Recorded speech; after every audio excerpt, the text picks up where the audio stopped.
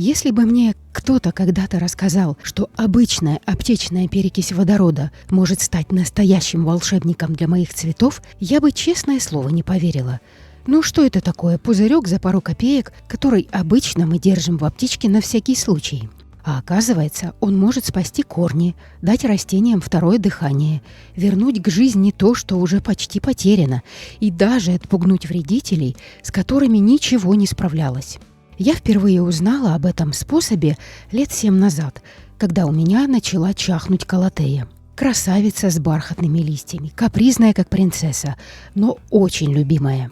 Листья вдруг пожелтели, появился неприятный запах, и я поняла, что что-то серьезное.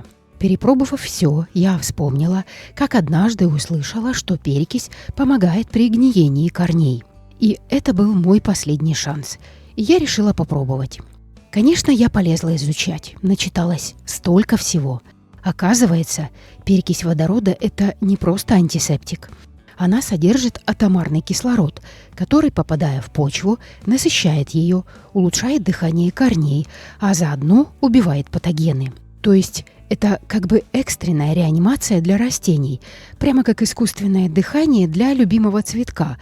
Я тогда столько открытий сделала для себя, что просто удивлялась, как раньше я обходилась без этой чудо-жидкости. Тогда я развела 1 столовую ложку перекиси на литр воды и аккуратно пролила ею почву.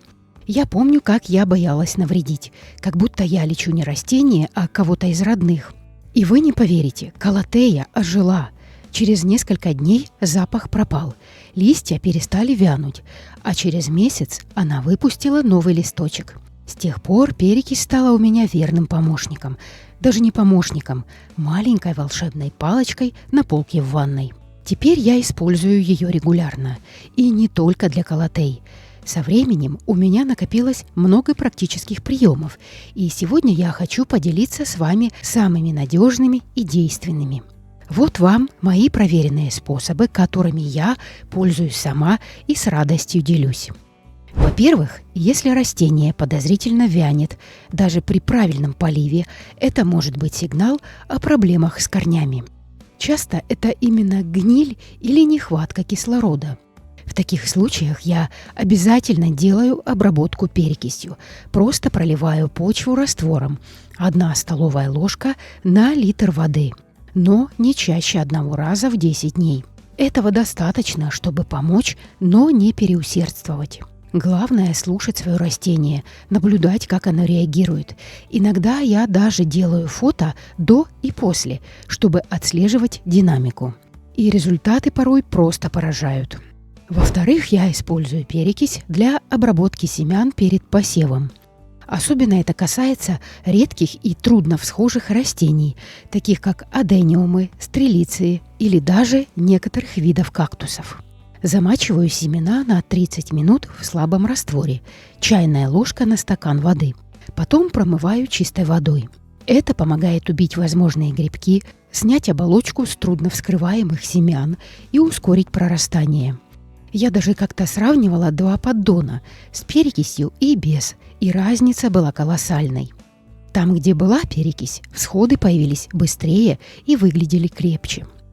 Еще один лайфхак. Перекись – это отличный способ дезинфекции при пересадке. Я обрабатываю горшки, инструменты, иногда даже корни, если они выглядели подозрительно, или если я сомневаюсь, не остались ли там какие-то грибки. Это особенно важно весной, когда я массово пересаживаю всю свою зеленую армию.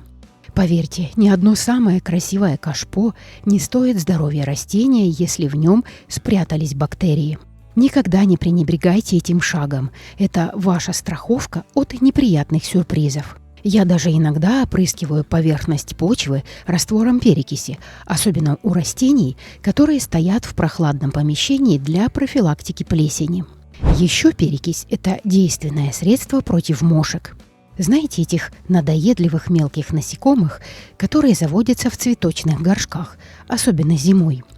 Полив перекисью убивает их личинки в почве, и тут главное не переборщить, чтобы не навредить самим растениям. Я делаю такой курс 2 полива с интервалом в неделю. Потом обязательно перерыв. Иногда добавляю немного мыла, если заражение сильное. А еще пересматриваю режим полива. Часто мошки появляются от переувлажнения, поэтому перекись здесь работает в комплексе и как средство, и как сигнал, что надо менять подход. Особенно хорошо реагируют на перекись фиалки, пеларгонии, гибискусы, замиокулькас, а также антуриумы и орхидеи. Они прямо радуются. Листья упругие, зелень насыщенная, а цветы ух какие. Бывает, заходишь утром на кухню, а твоя герань улыбается тебе россыпью бутонов. Это поднимает сразу настроение. А орхидеи после обработки корней перекисью перед пересадкой растут как на дрожжах. Главное – делать все аккуратно и с любовью. Но есть и растения, которые перекись переносят не очень хорошо. Например, папоротники и толстянки. Они могут реагировать на нее излишне чувствительно.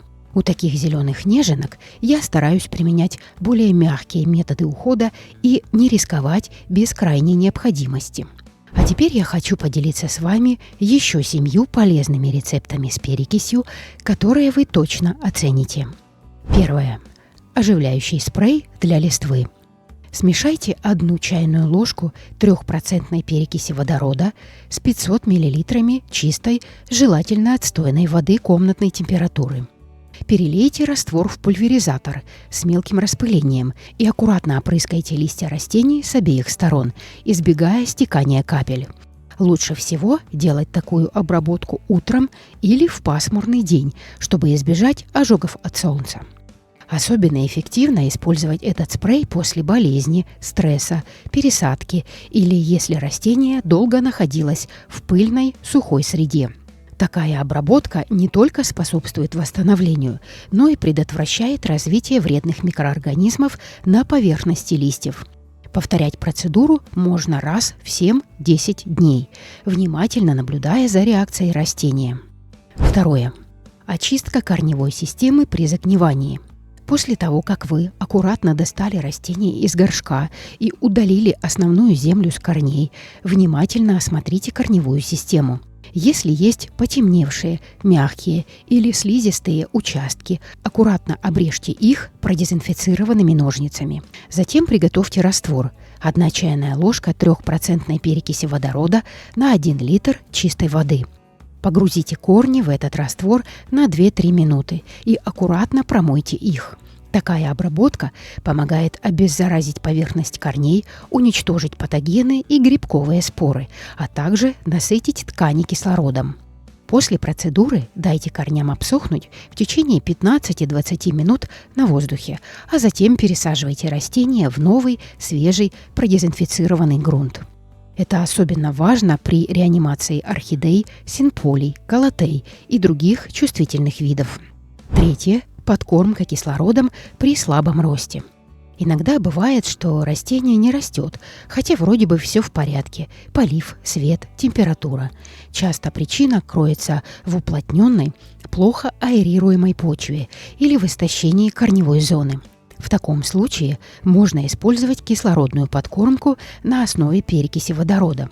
Разведите 2 чайные ложки 3% перекиси на 1 литр воды комнатной температуры и полейте растение под корень, избегая попадания на листья. Делайте такую подкормку не чаще 1 раза в 2 недели. Это помогает насытить почву кислородом, улучшить дыхание корней и активизировать усвоение питательных веществ. Особенно хорошо реагируют на такую процедуру растения с толстыми корнями – спатифилумы, диффенбахии, монстеры. Главное не применять слишком часто, чтобы не нарушить естественный баланс микрофлоры в грунте. Четвертое. Обработка черенков перед укоренением.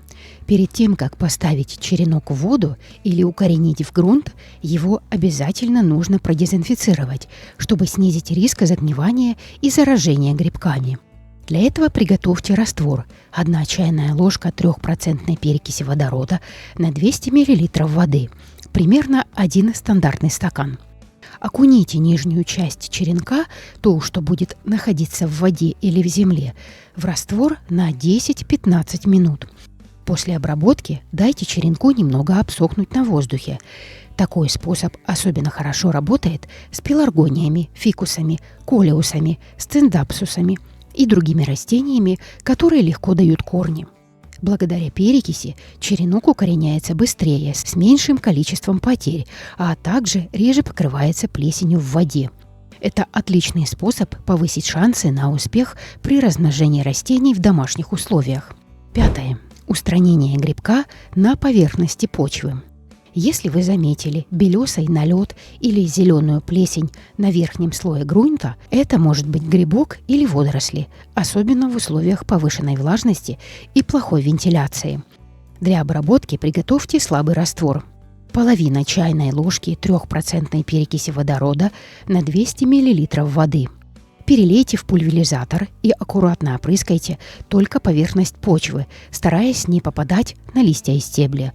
Лучше всего проводить такую обработку вечером или в пасмурную погоду, чтобы избежать ожогов. После опрыскивания дайте почве хорошо просохнуть.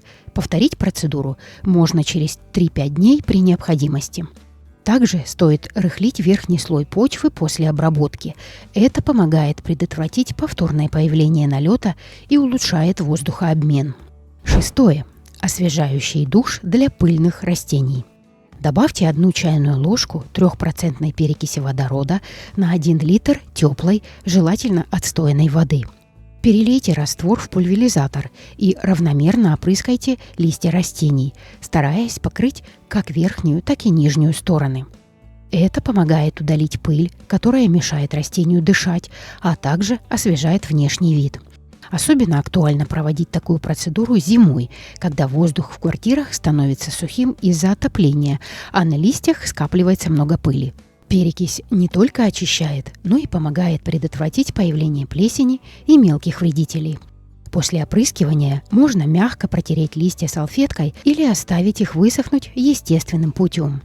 Делать такую процедуру можно раз в 2 недели или по мере загрязнения. 7. Очищение от водорослей в поддонах и декоративных кашпо. Со временем в поддонах, кашпо и декоративных контейнерах может скапливаться зеленый или коричневый налет. Это водоросли и плесень, которые развиваются во влажной среде.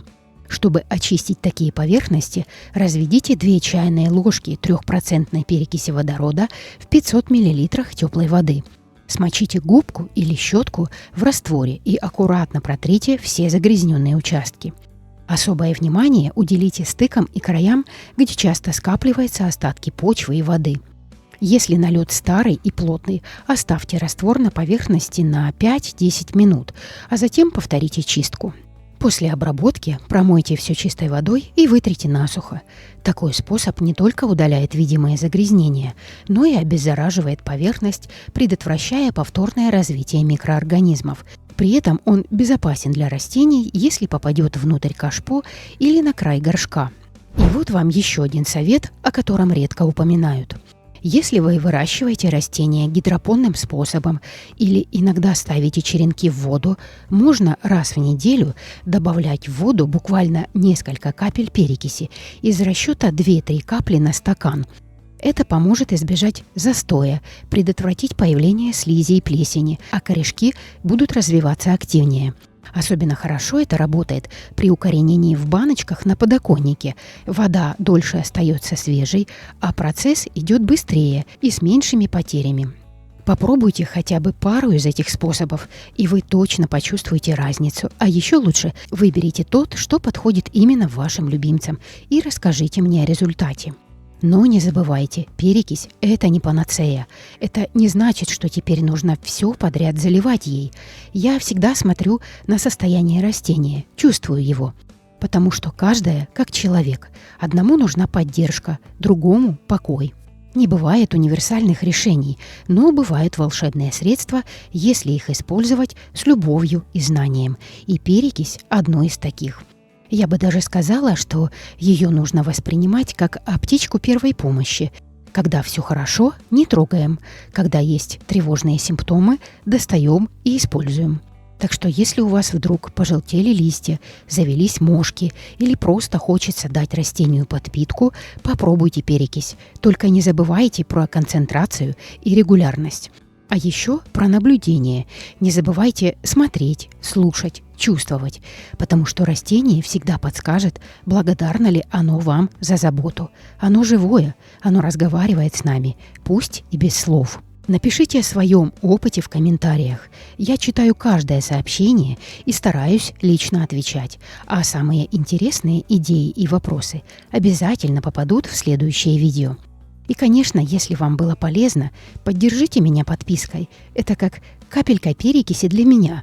Глоток кислорода – знак, что все не зря. Вы вдохновляете меня продолжать, искать, пробовать и делиться. Спасибо, что вы есть. Если есть вопросы, не стесняйтесь. Я всегда читаю ваши комментарии. И спасибо вам за доверие. Без вас этот зеленый уголок не был бы таким живым и настоящим. Пусть в каждом вашем горшочке будет здоровье, зелень, цветение, а в сердце свет, надежда и весна.